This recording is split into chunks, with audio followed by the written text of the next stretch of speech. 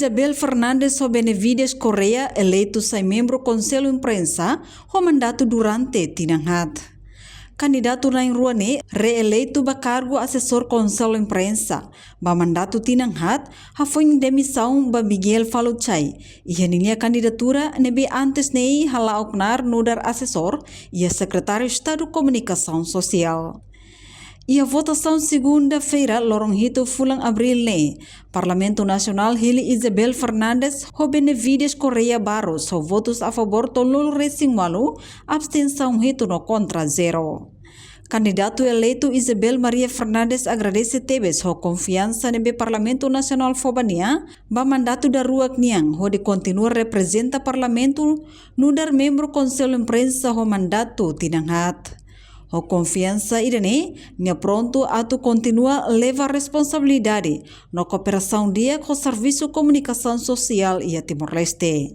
Apreciação ou tidak, lebih makakarak atu agradece bahia naik dulu sirai Parlamento Nasional, ba confiança da legidataan atu continua serviço representa Parlamento Nacional dan membro Conselho de Imprensa ba mandato tinanghat niyan. Ulit contente né, mas tem que pronto a tu continuar a assumir responsabilidade na Bembaquia, continuar a cooperação dia com serviço de comunicação social na Timor-Leste e liu o insama bele a tu serviço dia profissional.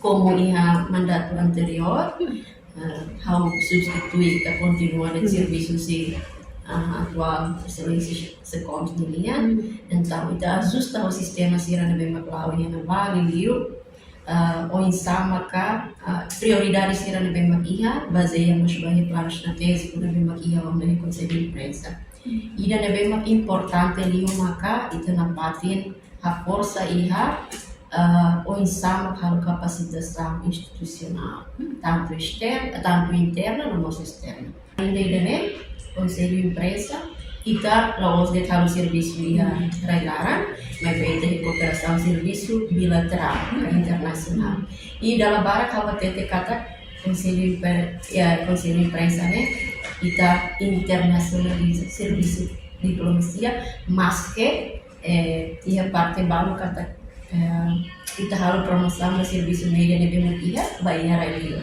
então cooperação será no kita harus ir a Rio. Entretanto, Isabel Fernandes ho Benevides Correa Barros e a experiência e a área comunicação social niang. Reportagem Melda Fátima, Televisão Timor Post. Janela informação ba emogoto. Atua tem informação atual dia kliu. Kita haluha, hane botão subscribe, like, halo comentário no fahe tutang ba media sosial hotu.